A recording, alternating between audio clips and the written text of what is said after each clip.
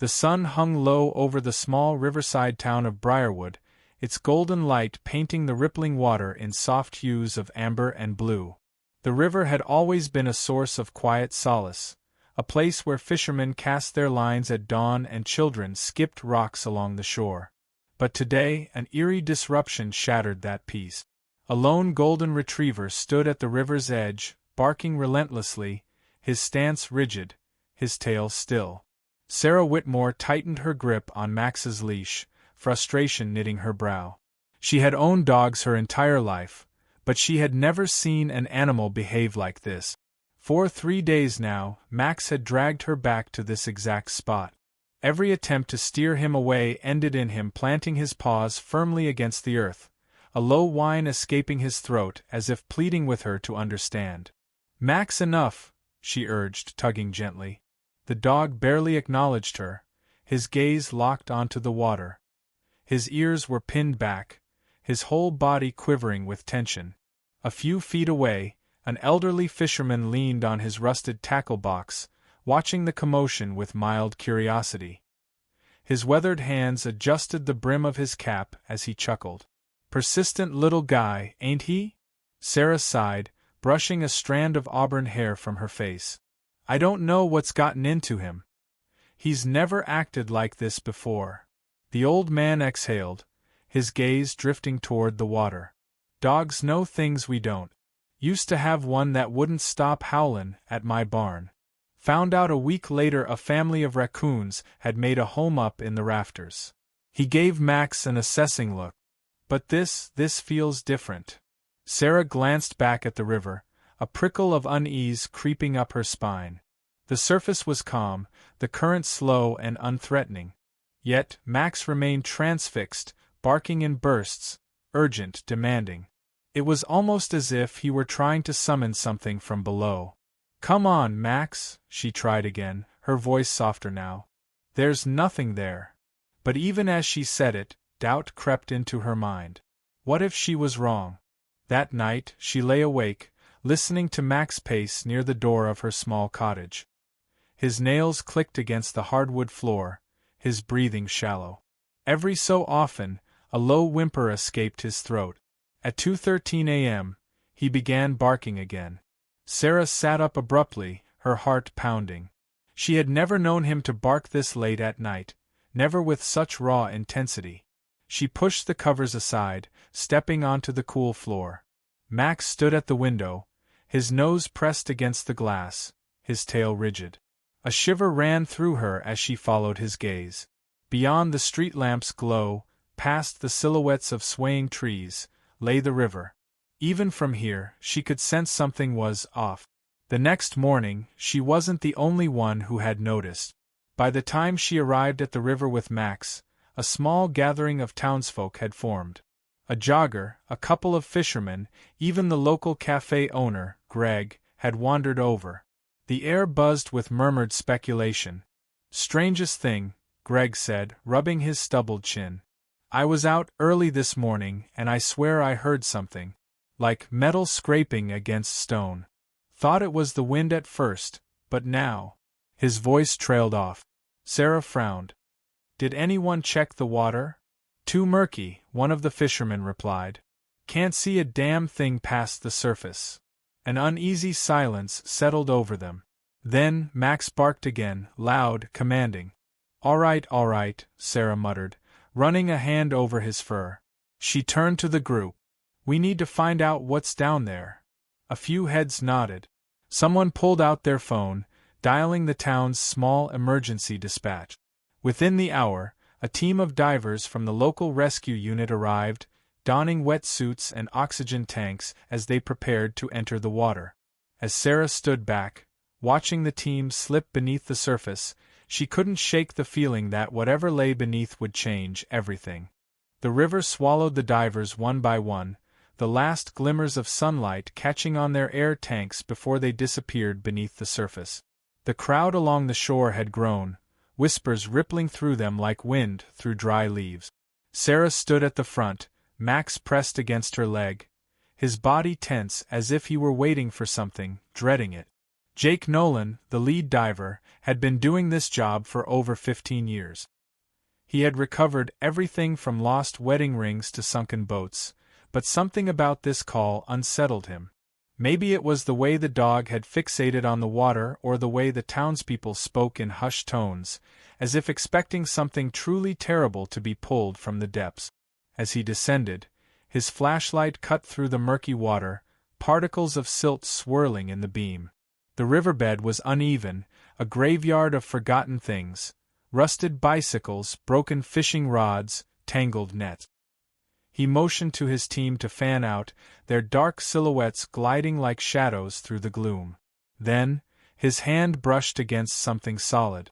Jake's breath hitched. He steadied himself, sweeping his light over the object.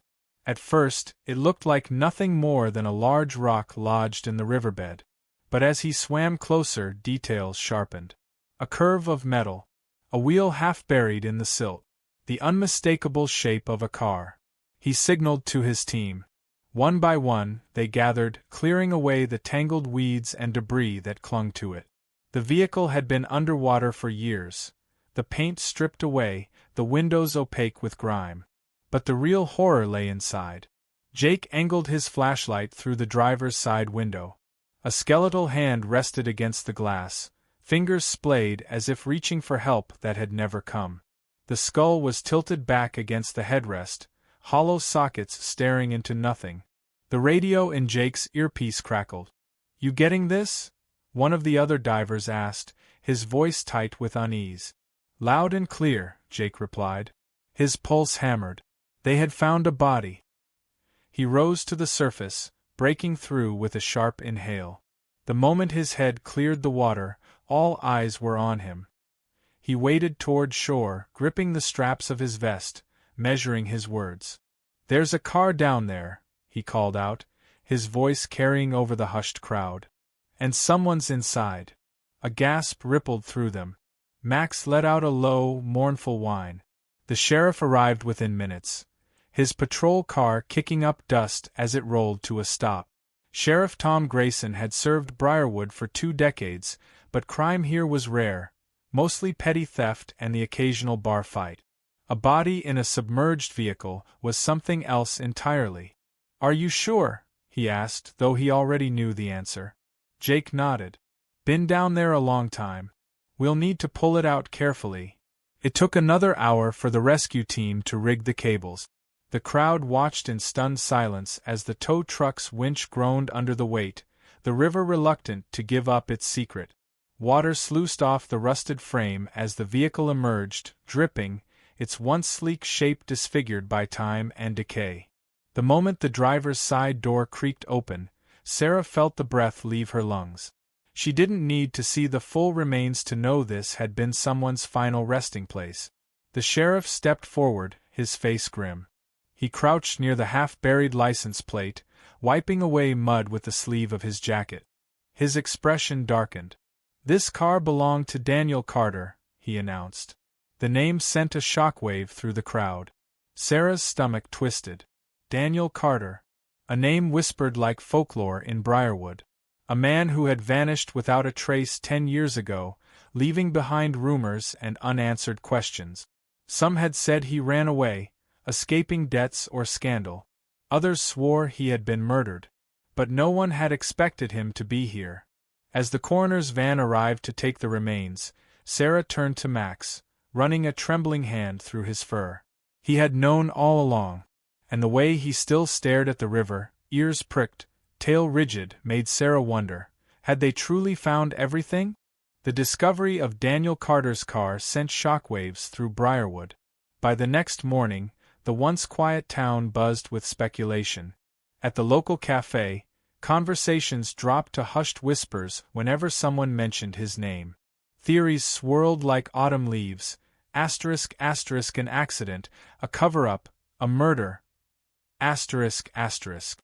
Sarah sat at a corner booth, flipping through old newspaper clippings she had dug out from the archives. Headlines from a decade ago screamed back at her. Local businessman vanishes without a trace. No leads in mysterious disappearance of Daniel Carter.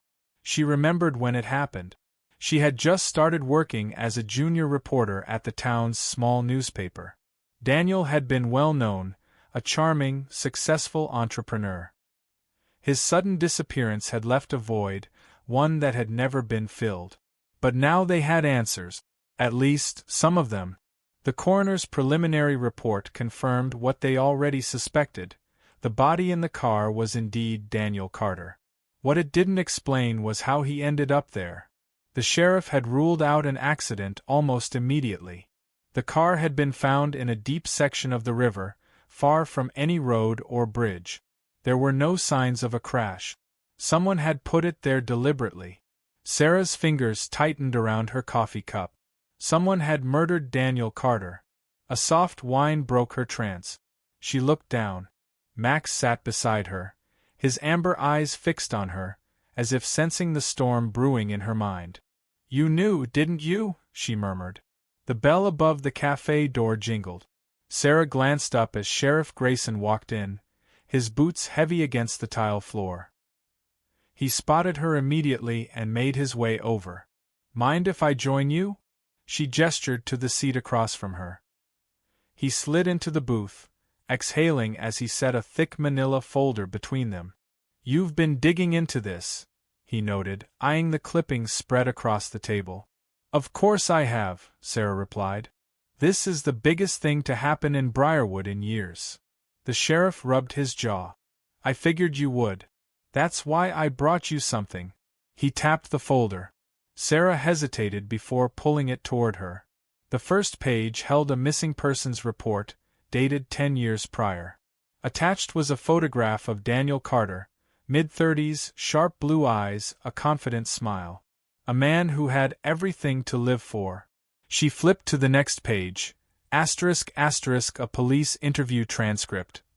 Asterisk asterisk. Her pulse quickened as she read the name at the top. Richard Hale. Sarah's breath caught. Richard Hale had been Daniel's business partner. The two had built a small real estate empire together, transforming Briarwood's sleepy downtown into a thriving hub. But their success hadn't come without tension. Richard was the last person to see Daniel alive, Grayson said, watching her reaction. "He said Daniel left town," Sarah murmured, recalling the old reports. "That they had an argument and Daniel took off." Grayson nodded. "That's the story he gave us. Said Daniel was talking about selling his share of the company, cashing out. Richard claimed he was shocked when Daniel never came back." Sarah frowned. "And you believed him?" The sheriff leaned back, sighing. "We didn't have a body. No evidence of foul play. Just a missing man and a business partner swearing he had no idea where he went." Sarah flipped through the file. More witness statements. Financial records. She paused at a document listing Daniel's assets. Daniel was worth millions, she mused. If he was really planning to leave, why didn't he withdraw any money? Grayson's lips pressed into a thin line. "That's what's been bothering me, too." Sarah's mind raced.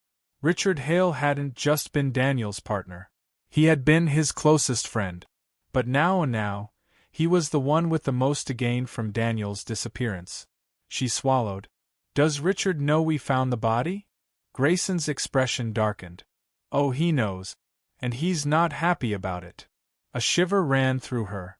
Max shifted at her feet, ears twitching. The sheriff tapped a finger against the file. "There's something else." Sarah turned the page. A grainy black and white photo stared back at her, an image taken years ago. It showed Daniel standing beside his car. And next to him, a golden retriever puppy. Her stomach twisted. Mac. The dog had belonged to Daniel. She looked down at the retriever resting at her feet, suddenly seeing him in a new light. How long had he been trying to tell her the truth? Her hands clenched. If Max had been there when Daniel disappeared, he might be the only witness left. The only one who knew exactly what had happened that night. And if Richard Hale had killed Daniel Carter, then Max's relentless barking had just stirred something dangerous. A cold weight settled in Sarah's chest. She wasn't the only one digging for answers. Someone else was watching, and they were willing to do whatever it took to keep the past buried. The wind howled through the trees as Sarah pulled into her driveway, her grip tight on the steering wheel. The weight of everything she had learned pressed down on her chest. The past wasn't just resurfacing, it was clawing its way into the present, demanding justice. Max jumped out of the passenger seat before she could even shut the door, his ears pricked, body alert. He hadn't stopped acting strange since they pulled Daniel Carter's car from the river. But now, his tension was different, more urgent, more fearful. Sarah grabbed her bag and made her way to the front door. The hairs on the back of her neck prickled. It felt like someone had been here. She hesitated before unlocking the door. Max stepped inside first, sniffing the air, his muscles coiled tight. The living room was untouched. The kitchen looked the same. But then, her office. Her heart stuttered. The desk drawers were open, papers scattered across the floor. The manila folder Sheriff Grayson had given her lay crumpled on the chair, its contents rifled through. Someone had been inside. Her breath came short and fast. She backed away instinctively, reaching for her phone. Then, a voice. "You shouldn't have dug this up, Sarah." She froze. The voice came from the doorway. Slow. Measured. Dangerous. Richard Hale stepped forward, his tall frame casting a shadow across the room. His face was eerily calm, but his eyes, cold and empty. "Richard," she said, her voice barely above a whisper. Max stood between them, a low growl rumbling deep in his chest. His body was rigid, hackles raised.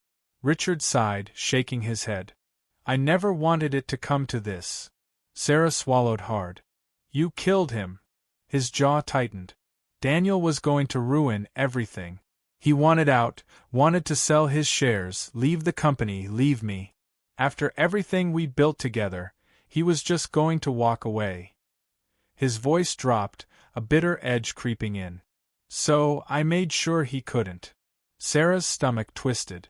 "You drowned him." Richard let out a humorless chuckle. "Not exactly. I hit him, knocked him out. I thought he was dead when I rolled the car into the river." He exhaled, shaking his head as if recalling a mild inconvenience. "Turns out, he wasn't." A shudder ran through her. He was still alive when the water filled the car. Richard's expression darkened. "I never looked back. I never thought anyone would find him. And I certainly never expected that damn dog to lead you right to him." Max snarled, his body coiled like a spring. Sarah's pulse pounded in her ears. "You broke into my house. What now, Richard? You going to make sure I stay quiet?" He took a step closer. "I'm going to make sure this all goes away."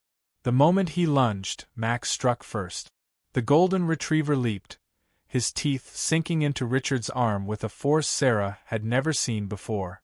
Richard let out a strangled yell, stumbling back. Sarah didn't hesitate. She grabbed the nearest object, a heavy lamp, and swung it hard. The impact sent Richard sprawling onto the floor. Max released his grip, his growl reverberating through the room. Sarah grabbed her phone with trembling fingers, dialing. "Sheriff Grayson," she gasped, her voice shaking. "I need help. Now." Richard groaned, trying to push himself up, but Max stood over him, teeth bared, a deep, guttural snarl warning him not to move. Within minutes, sirens filled the night air. Red and blue lights flashed through the windows. The front door burst open, and Sheriff Grayson and his deputies swarmed in, guns drawn. Richard slumped in defeat as they pulled him to his feet, cuffing his hands behind his back. "You're under arrest for the murder of Daniel Carter," Grayson said, his voice steel. Sarah exhaled shakily, watching as they led Richard away. She knelt beside Max, running her fingers through his fur. He looked up at her, his amber eyes filled with something deep, something knowing. "You never gave up, did you?" she whispered. The retriever nudged her hand, his tail thumping once. Daniel Carter had been lost for 10 years. But tonight, because of Max, he had finally been found.